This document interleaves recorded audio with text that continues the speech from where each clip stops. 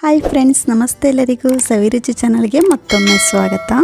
ಇವತ್ತಿನ ರೆಸಿಪಿ ಬಂದು ಹಾಲು ಕರಿನ ಮಾಡ್ತಾ ಇದ್ದೀನಿ. ಖಂಡಿತ ತುಂಬಾ ರುಚಿಯಾಗಿರುತ್ತೆ. ಇದು ಚಪಾತಿಗಾಗಿರ್ಬೋದು ಅಥವಾ ರೊಟ್ಟಿ, ಪರೋಟ, ಪೂರಿ, ದೋಸೆ ಅಥವಾ ರೈಸ್ಗೂ ಕೂಡ ತುಂಬಾ ಸೂಪರ್ ಆಗಿರುತ್ತೆ. ಈ ರೆಸಿಪಿನ ನಾವು ತುಂಬ ಸುಲಭವಾಗಿ ಕೂಡ ಮಾಡ್ಕೊಳ್ಬೋದು. ಖಂಡಿತ ಒಂದ್ಸಲ ಟ್ರೈ ಮಾಡಿ ನೋಡಿ. ನಿಮ್ಗೆ ಈ ರೆಸಿಪಿ ಇಷ್ಟ ಆದರೆ ಈ ವಿಡಿಯೋಗೆ ಒಂದು ಲೈಕ್ ಮಾಡಿ ಹಾಗೂ ಫ್ರೆಂಡ್ಸ್ ಫ್ಯಾಮಿಲಿಗೆ ಶೇರ್ ಮಾಡಿ. ಹಾಗೂ ಇನ್ನು ಸವಿರುಚಿ ಚಾನಲ್ನ ಸಬ್ಸ್ಕ್ರೈಬ್ ಮಾಡದೆ ನೋಡ್ತಾ ಇದ್ರೆ ದಯವಿಟ್ಟು ಸಬ್ಸ್ಕ್ರೈಬ್ ಮಾಡ್ಕೊಂಡು ಕೂಡ ನೋಡಿ. ಪಕ್ಕದಲ್ಲಿರುವಂಥ ಬೆಲ್ ಬಟನ್ನ ಕ್ಲಿಕ್ ಮಾಡಿ. ಈಗ ಬನ್ನಿ, ತುಂಬಾ ರುಚಿಯಾದಂಥ ಈ ಹಾಲು ಕರಿನ ಯಾವ ರೀತಿ ಮಾಡ್ಕೊಳ್ಳೋದಂತ ನೋಡ್ಕೊಳ್ಳೋಣ. ಈಗ ಮೊದಲು ಹಾಲು ಕರಿನ ಮಾಡ್ಕೊಳ್ಳೋದಕ್ಕೆ ನಾನಿಲ್ಲಿ ಒಂದು 10 ಆಲೂಗೆಡ್ಡೆನ, ಬೇಬಿ ಸೈಜ್ ಆಲೂಗೆಡ್ಡೆ ಸಿಗುತ್ತೆ ನೋಡಿ, ಆ ಆಲೂಗೆಡ್ಡೆನ ನಾನು ಈ ರೀತಿ ಸಿಪ್ಪೆ ತೆಗೆದು ನೀರಲ್ಲಿ ಹಾಕಿ ಇಟ್ಕೊಂಡಿದ್ದೀನಿ. ಹಾಗೆ ಇಟ್ಟರೆ ಆಲೂಗೆಡ್ಡೆ ಎಲ್ಲ ಕಪ್ಪಾಗೋಗುತ್ತೆ. ಹಾಗಾಗಿ ಇದನ್ನೆಲ್ಲ ತೆಗೆದು ಒಂದು ಪ್ಲೇಟ್ಗೆ ಹಾಕ್ಕೊಳ್ಳೋಣ. ಈಗ ಆಲೂಗೆಡ್ಡೆನ ನಾವು ಈ ರೀತಿ ಒಂದು ಸ್ಪೂನಿಂದ ಈ ರೀತಿ ಸ್ವಲ್ಪ ಹೋಲ್ಗಳಾಗಿ ಮಾಡ್ಕೊಳ್ಳೋಣ. ಈ ರೀತಿ ಮಾಡ್ಕೊಳ್ಳೋದ್ರಿಂದ ಆಲೂಗೆಡ್ಡೆಗೆ ಮಸಾಲೆ ಎಲ್ಲ ಚೆನ್ನಾಗಿ ಹಿಡಿಯುತ್ತೆ. ಹಾಗಾಗಿ ಇದೇ ರೀತಿ ಕಂಪ್ಲೀಟಾಗಿ ಆಲೂಗೆಡ್ಡೆನ ರೆಡಿ ಮಾಡ್ಕೊಳ್ಳೋಣ. ಈ ರೀತಿ ಕಂಪ್ಲೀಟಾಗಿ ಆಲೂಗೆಡ್ಡೆನ ರೆಡಿ ಮಾಡಿ ಇಟ್ಕೊಂಡಿರೋದಾಗಿದೆ. ಈಗ ಆಲೂಗೆಡ್ಡೆನ ನಾವು ಸ್ವಲ್ಪ ಫ್ರೈ ಮಾಡ್ಕೊಳ್ಬೇಕಾಗುತ್ತೆ. ಹಾಗಾಗಿ ಗ್ಯಾಸ್ ಮೇಲೆ ಒಂದು ಕಡಾಯಿನ ಬಿಸಿ ಇಟ್ಕೊಂಡು ಇದಕ್ಕೆ ಒಂದು 3 ಸ್ಪೂನ್ ಆಗೋಷ್ಟು ಎಣ್ಣೆನ ಹಾಕ್ಕೊಳ್ತಾ ಇದ್ದೀನಿ. ಹಾಗೆ 1 ಸ್ಪೂನ್ ಆಗೋಷ್ಟು ತುಪ್ಪನ ಹಾಕ್ಕೊಳ್ತಾ ಇದ್ದೀನಿ. ತುಪ್ಪನ ಹಾಕೋದ್ರಿಂದ ಹಾಲು ಕರಿ ತುಂಬಾ ಟೇಸ್ಟಿಯಾಗಿ ಬರುತ್ತೆ. ಹಾಗಾಗಿ ಈ ರೀತಿ ಎಣ್ಣೆ ಸ್ವಲ್ಪ ಬಿಸಿ ಆದ ನಂತರ ನಾವು ಆವಾಗಲೇ ರೆಡಿ ಮಾಡಿ ಇಟ್ಕೊಂಡಂಥ ಆಲೂಗೆಡ್ಡೆನ ಸೇರಿಸ್ಕೊಳ್ಳೋಣ. ನಾವು ಈ ಆಲೂಗೆಡ್ಡೆನ ಫ್ರೈ ಮಾಡ್ಕೊಳ್ಳುವಾಗ ಉರಿನ ಪೂರ್ತಿ ಹೈ ಫ್ಲೇಮಲ್ಲಿ ಇಟ್ಕೊಂಡು ಫ್ರೈ ಮಾಡ್ಕೊಳ್ಬಾರ್ದು. ಆಲೂಗೆಡ್ಡೆ ಎಲ್ಲ ಕಪ್ಪಾಗಿಬಿಡುತ್ತೆ, ಒಳಗಡೆ ಎಲ್ಲ ಬೆಂದಿರಲ್ಲ. ಹಾಗಾಗಿ ಈ ರೀತಿ ಲೋ ಟು ಮೀಡಿಯಮ್ ಫ್ಲೇಮಲ್ಲಿ ಇಟ್ಕೊಂಡು ಆಲೂಗೆಡ್ಡೆನ ಚೆನ್ನಾಗಿ ಫ್ರೈ ಮಾಡ್ಕೊಳ್ಬೇಕಾಗುತ್ತೆ. ಈ ರೀತಿ ಕಂಪ್ಲೀಟಾಗಿ ಆಲೂಗೆಡ್ಡೆನ ಸೇರಿಸ್ಕೊಂಡು ಈಗ ಲೋ ಫ್ಲೇಮಲ್ಲೇ ನಾನಿಲ್ಲಿ ಒಂದು 10 ನಿಮಿಷ ಚೆನ್ನಾಗಿ ಫ್ರೈ ಮಾಡ್ಕೊಳ್ತಾ ಇದ್ದೀನಿ. ಈಗ ನೋಡಿ, ಲೋ ಫ್ಲೇಮಲ್ಲೇ ಆಲೂಗೆಡ್ಡೆನ ಒಂದು 10 ನಿಮಿಷ ಚೆನ್ನಾಗಿ ಫ್ರೈ ಮಾಡ್ಕೊಂಡಿರೋದಾಗಿದೆ. ಈ ರೀತಿ ಆಲೂಗೆಡ್ಡೆ ಕಲರ್ ಕೂಡ ಚೇಂಜ್ ಆಗಿದೆ. ಆಲೂಗೆಡ್ಡೆ ಈ ರೀತಿ ಒಂದು ಅರ್ಧ ಭಾಗ ನಾವು ಎಣ್ಣೆಯಲ್ಲೇ ಫ್ರೈ ಮಾಡ್ಕೊಳ್ಬೇಕಾಗುತ್ತೆ. ಇದಿಷ್ಟಾದರೆ ಸಾಕು. ಇದನ್ನ ತೆಗೆದು ಒಂದು ಪ್ಲೇಟ್ಗೆ ಹಾಕ್ಕೊಳ್ಳೋಣ. ಈ ರೀತಿ ಕಂಪ್ಲೀಟಾಗಿ ಆಲೂಗೆಡ್ಡೆನ ಒಂದು ಪ್ಲೇಟ್ಗೆ ತೆಗೆದು ಇಟ್ಕೊಂಡ ನಂತರ ಈಗ ಅದೇ ಕಡೆಗೆ ನಾನು 1-2 ಪಲಾವ್ ಎಲೆ, 1 ಸ್ಪೂನ್ ಆಗೋಷ್ಟು ಜೀರಿಗೆ, ಹಾಗೆ 1-2 ಲವಂಗ, 1-2 ಪೀಸ್ ಚಕ್ಕೆ, 1 ಸ್ಟಾರು, 1 ಮೊಗ್ಗು, ಹಾಗೆ 1-2 ಏಲಕ್ಕಿನ ಹಾಕ್ಕೊಳ್ತಾ ಇದ್ದೀನಿ.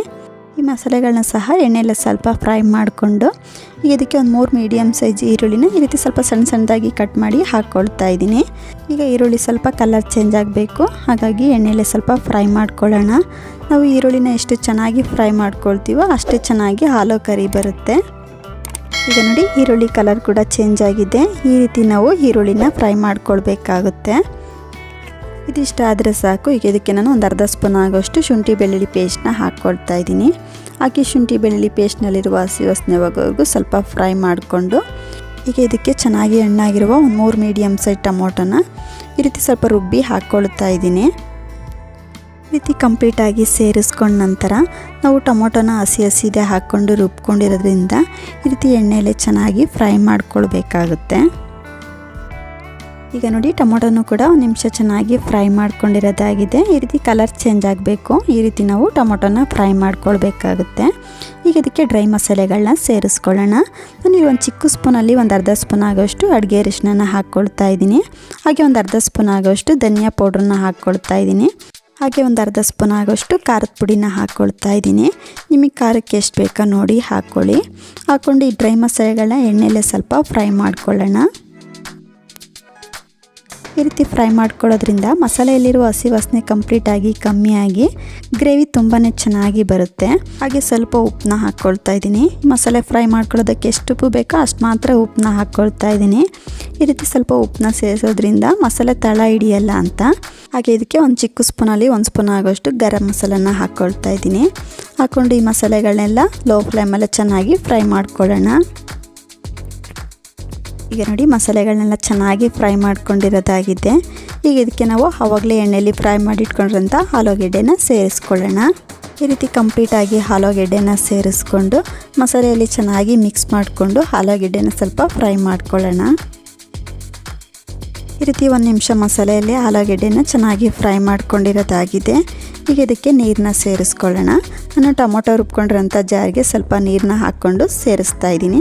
ಹಾಗೆ ಸ್ವಲ್ಪ ಎಕ್ಸ್ಟ್ರಾ ನೀರನ್ನ ಕೂಡ ಹಾಕ್ಕೊಳ್ತಾ ಇದ್ದೀನಿ.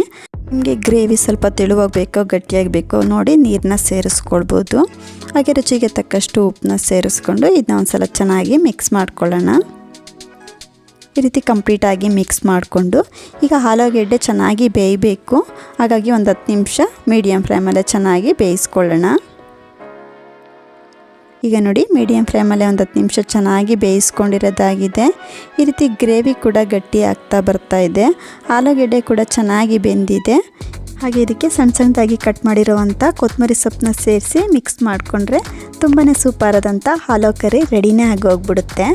ಇದು ಚಪಾತಿ, ದೋಸೆ, ಪರೋಟ, ಪೂರಿ ಅಥವಾ ರೈಸ್ ಎಲ್ಲದಕ್ಕೂ ತುಂಬಾ ಸೂಪರಾಗಿರುತ್ತೆ ಫ್ರೆಂಡ್ಸ್. ಖಂಡಿತ ಒಂದ್ಸಲ ಟ್ರೈ ಮಾಡಿ ನೋಡಿ. ನಿಮ್ಗೆ ಹೇಗೆ ಬಂತು ಅಂತ ಕಮೆಂಟ್ ಮಾಡಿ ತಿಳಿಸಿ.